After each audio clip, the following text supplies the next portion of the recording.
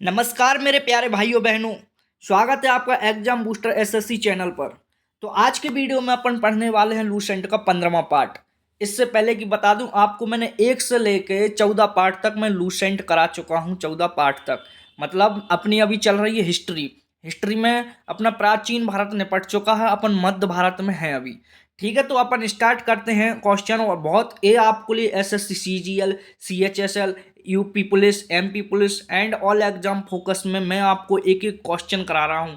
तो आपको रिवीजन के तौर पर बहुत महत्वपूर्ण होने वाले हैं। और अपनी चल रही है लूसेंट की, ये 2025-26 एडिशन बुक है ना, वो बिल्कुल एक पेज से लेकर बिल्कुल आखिरी तक खत्म करने वाले हैं।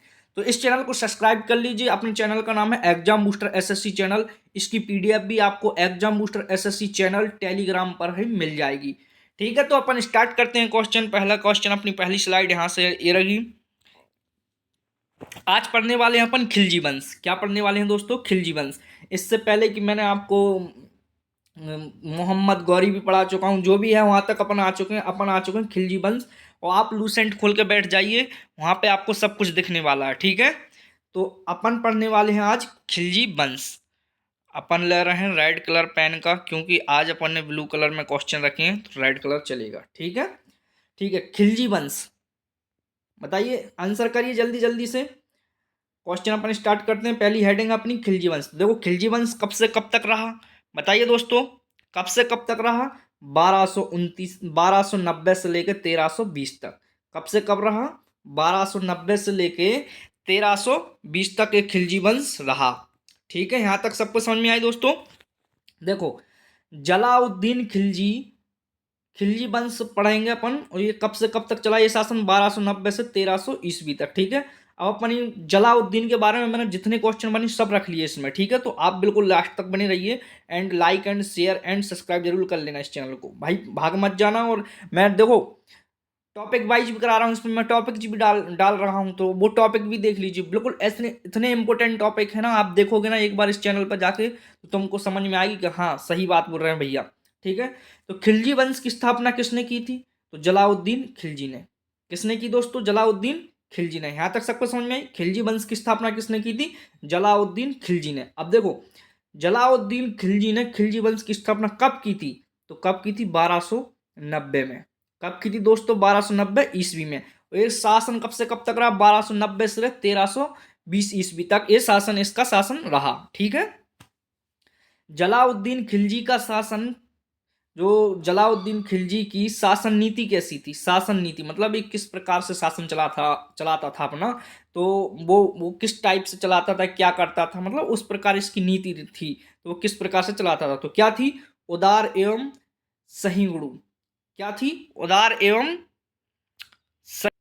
उदार एवं सहिष्णु। ठीक है, इतनी सी बात सबको समझ में आई मेरे प्यारे भाइयों?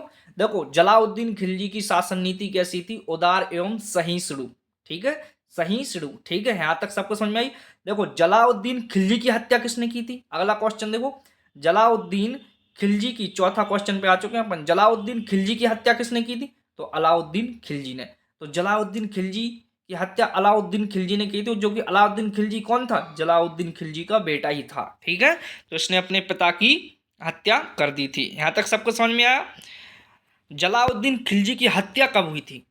जलाउद्दीन खिलजी की हत्या कब हुई थी दोस्तों? तो 1296 में। वो लिखाई था ऊपर ऊपर हेडिंग में, तो लेकिन अपन यहाँ भी लिख रहे हैं 1296 ईस्वी में इसकी हत्या हो चुकी थी। ठीक है, इसने शासन मतलब स्थापना की थी 1290 में, और 1296 तक इसकी मतलब मृत्यु हो चुकी थी। ठीक है, वो हत्या कर दी गई थी अलाउद्दीन खिलजी द्वारा, जलाउद्दीन खिलजी की। ठीक है, यहाँ तक सबको समझ में आई मेरे प्यारे भाइयों? अगले क्वेश्चन पे चलें। अगले क्वेश्चन ही रहे। देखो, मैं जूम कर ले रहा हूँ जिससे आपको बहुत अच्छा दिखे, क्लियर कट। ठीक है, देखो, जलाउद्दीन खिलजी, सॉरी, अब अलाउद्दीन खिलजी आएगा। अलाउद्दीन खिलजी 1296 से लेकर 1316 ईस्वी तक रहा।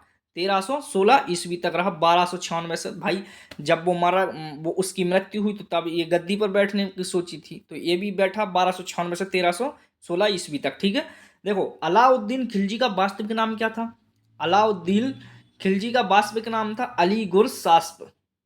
अलीगुर सास्प। क्या था? सास्प। ठीक है, इसका जो वास्तविक नाम था, देखो ऐसा क्वेश्चन बनेगा कि अलीगुर सास्प किसका नाम था? तो अलाउद्दीन खिलजी का अली गुरसास्प वास्तविक नाम था। ठीक है, यहाँ तक सबको समझ में आ रही होगी समझ में, बहुत उम्मीद है मेरे को, क्योंकि मैं इतने अच्छे से बता रहा हूँ आपको, लिखा है सब कुछ। अलाउद्दीन खिलजी ने सिंहासन कब ग्रहण किया था? जो अलाउद्दीन खिलजी सिंह ग्रहण मतलब समझ रहे हो, मतलब ग्रहण मतलब ये नहीं समझना खा लिया था, मतलब ये कि ग्रहण कब किया था, मतलब कब बैठा था वो सिंहासन पर। तो कब बैठा था? 1296 में। या गद्दी पर कब बैठा था? 1296 से वो बैठ गया था। ठीक है, यहाँ तक सबको समझ में आई? 1296। सॉरी, एक सेकंड रुकिए, मैं इसको 1296 अच्छे से लिख दूं, वो थोड़ा मिस्टेक हो गया। हाँ, तो कब से कब तक? 1296। यहाँ तक सबको समझ में आई मेरे प्यारे भाइयों? अलाउद्दीन खिलजी का मुख्य उद्देश्य क्या था? जो अलाउद्दीन खिलजी था, इसका मुख्य उद्देश्य क्या था? बताइए, मुख्य उद्देश्य मतलब ये क्या करना चाह रहा था, मतलब गद्दी पर बैठ कर? तो देखो क्या करना रहा था, इस साम्राज्य विस्तार, अपना साम्राज्य को फैलाना चाह रहा था कि मेरा साम्राज्य इसी इसका साम्राज्य हो जाए। तो ये अपने साम्राज्य को क्या कर रहा था? फैला रहा था।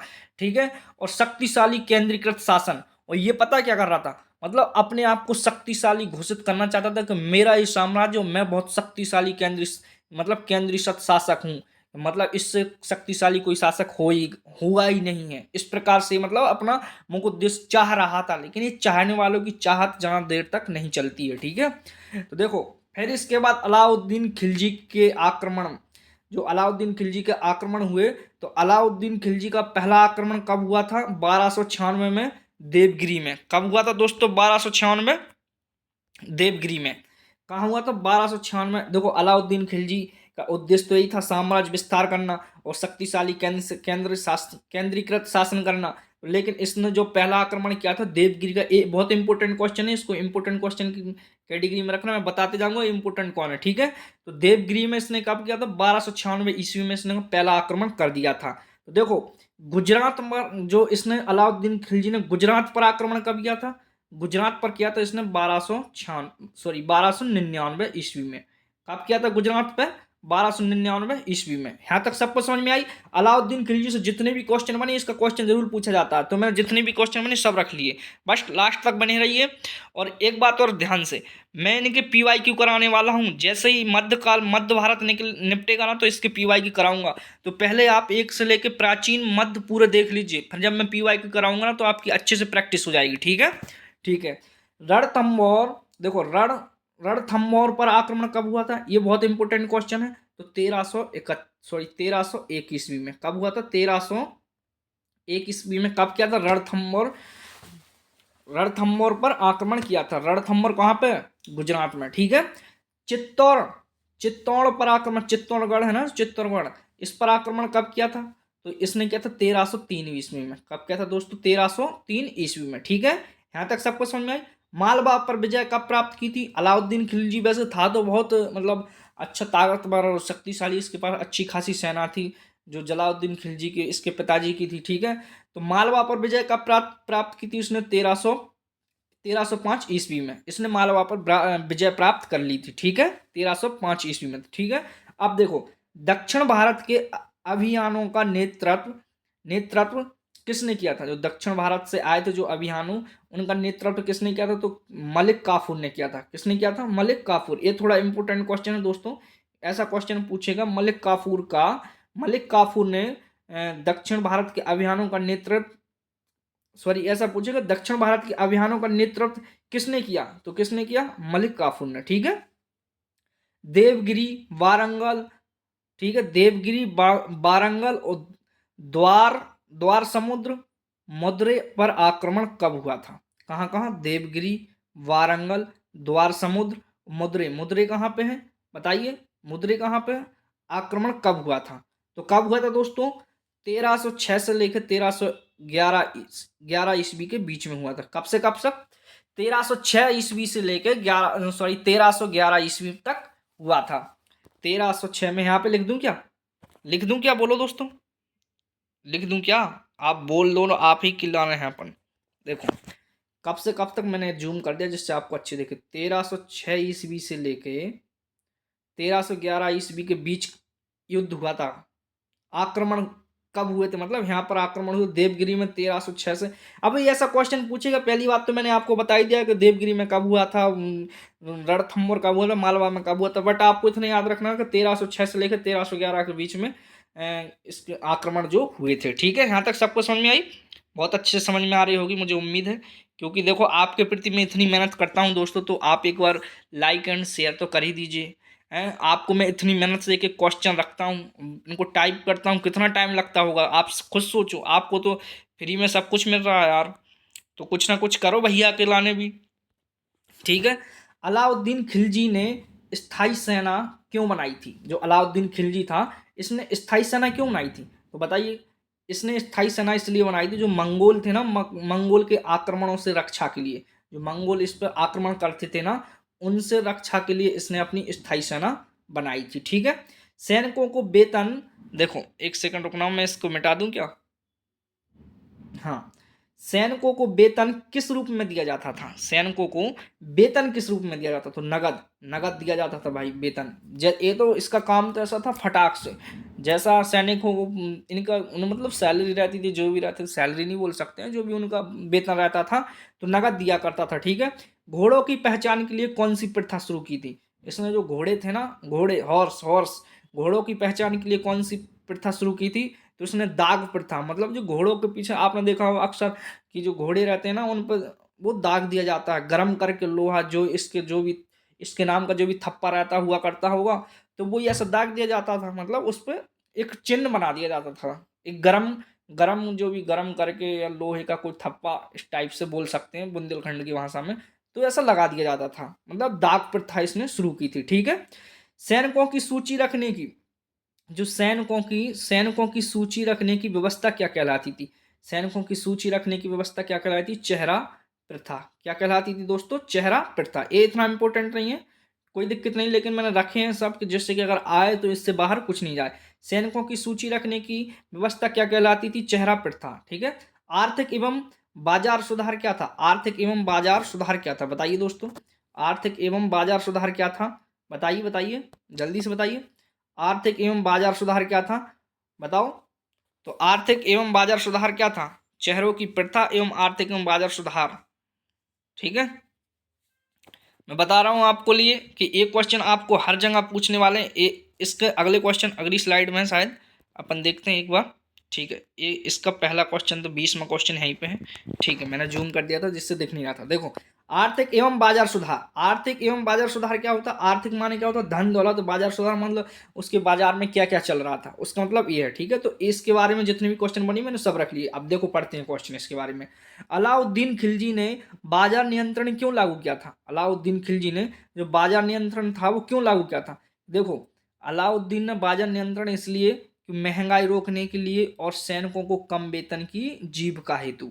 इतना हरामी था लेकिन ये आदमी कि सैनिकों को कम वेतन देता था, वेतन में जीविका हेतु, और महंगाई रोकने के लिए इसने बाजार पर नियंत्रण लागू कर दिया। तो बहुत बड़ा कसाई था भाई, जो अपने भाई अपने पिताजी की हत्या करके आएगा तो वो तो कसाई होगा ही, इतनी बात तो आप जानते हैं। ठीक है, अब अगले क्वेश्चन ये रहे।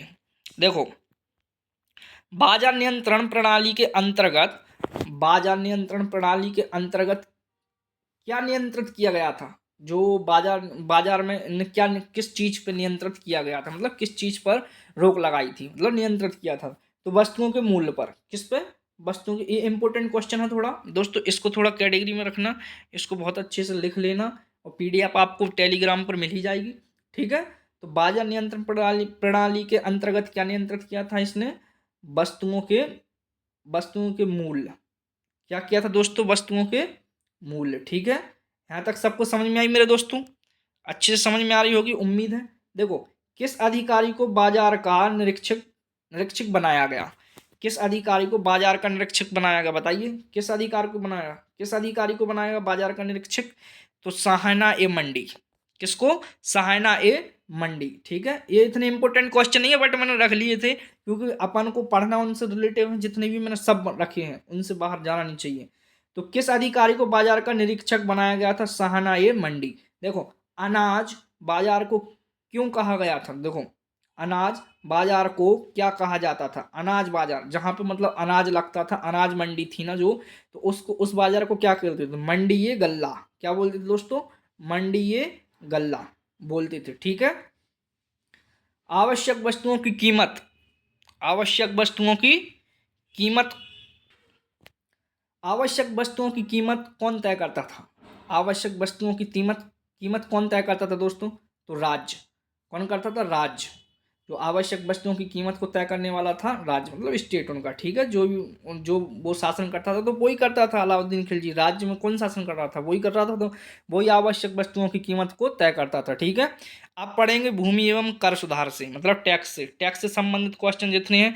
देखो मैंने इतने क्वेश्चन रखे हैं, ऐसा नहीं कि आपको मैं गद्दारी करके रख रहा हूँ भाई, मैं आपको बहुत दिल से मेहनत कर रहा हूँ, एक एक क्वेश्चन निकाल के लाता हूँ। और मैंने 40 क्वेश्चन रखे हैं, इसमें 40-45 क्वेश्चन है, लास्ट तक बनी रहिए। भूमि एवं कर सुधार, भूमि एवं कर सुधार क्या था बताइए? भूमि एवं कर सुधार, अलाउद्दीन खिलजी ने भू राजस्व कितना निर्धारित किया था? भूमि एवं सुधार समझ रहे हो? कर टैक्स, कर कर कर मतलब टैक्स समझ रहे हो? इंग्लिश में टैक्स बोल सकते हैं कर को, ठीक है।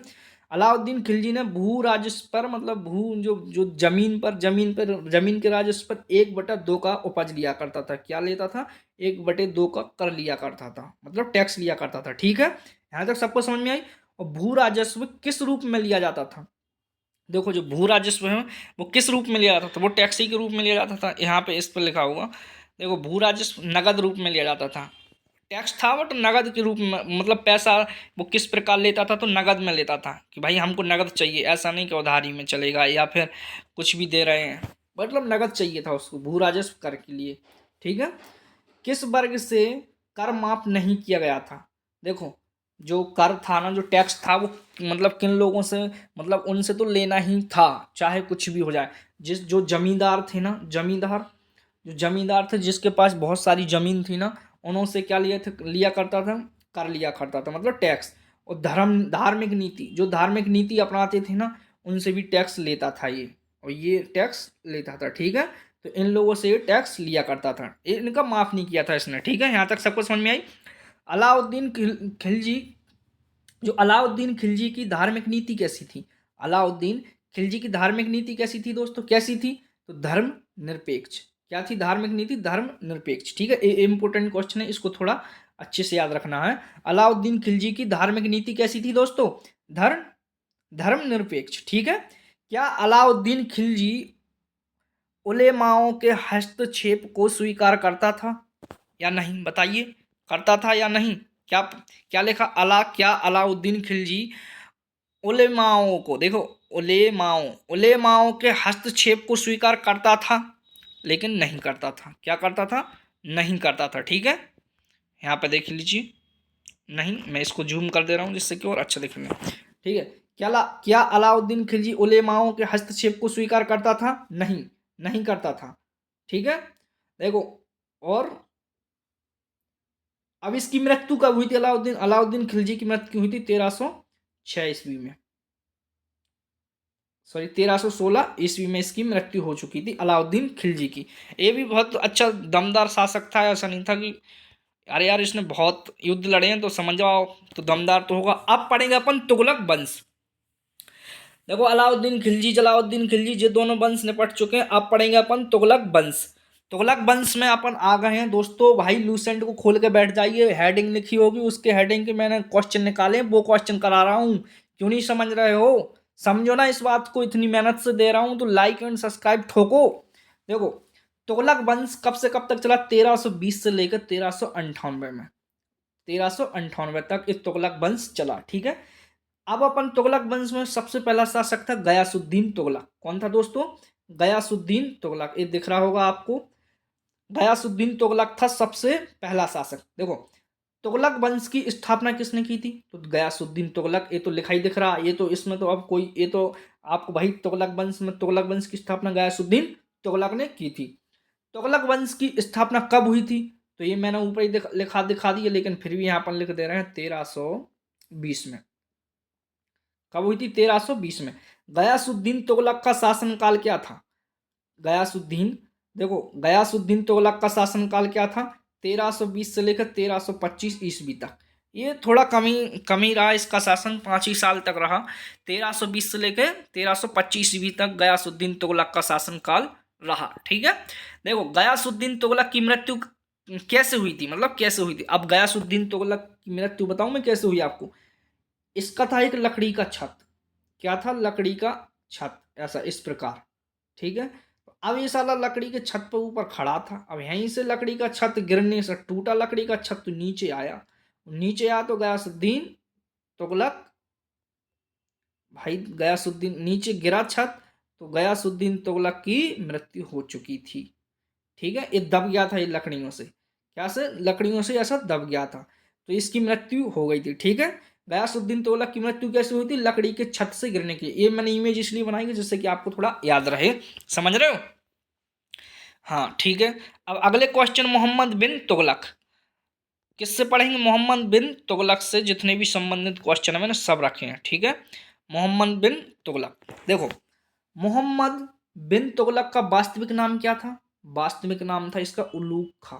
ये बिल्कुल क्वेश्चन इंपॉर्टेंट है दोस्तों, इसको बिल्कुल अच्छे से याद करना है। ठीक है, मोहम्मद बिन तुगलक का वास्तविक नाम क्या था, उलूक खां।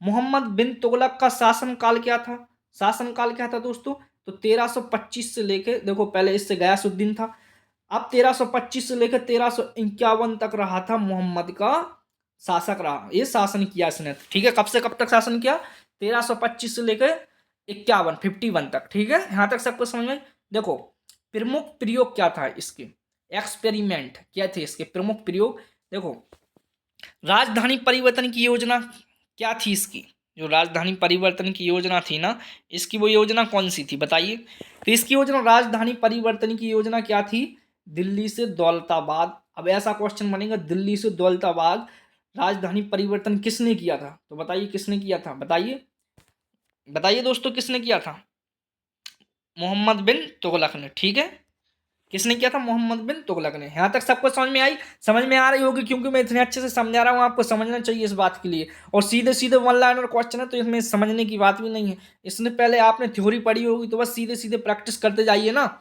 राजधानी परिवर्तन कब कब किया गया था, राजधानी परिवर्तन कब किया था, तो 1326 से लेकर 2700 ईस्वी तक। ठीक है, 27 ईस्वी तक, 26 से 27 ईस्वी तक राजधानी का परिवर्तन किया गया। तो कहां से कहां, दिल्ली से दौलताबाद तक। ठीक है, टोकन मुद्रा किस धातु की थी, टोकन मुद्रा किस धातु की थी, तो तांबा। ये जरूर बिल्कुल इंपोर्टेंट क्वेश्चन है, मैं यहाँ पर लिख भी रहा हूं, देखो तांबा ऐसा आएगा। टोकन मुद्रा किस धातु की बनाई थी, किसने किसने बताइए, मोहम्मद बिन तुगलक ने, मोहम्मद बिन तुगलक ने।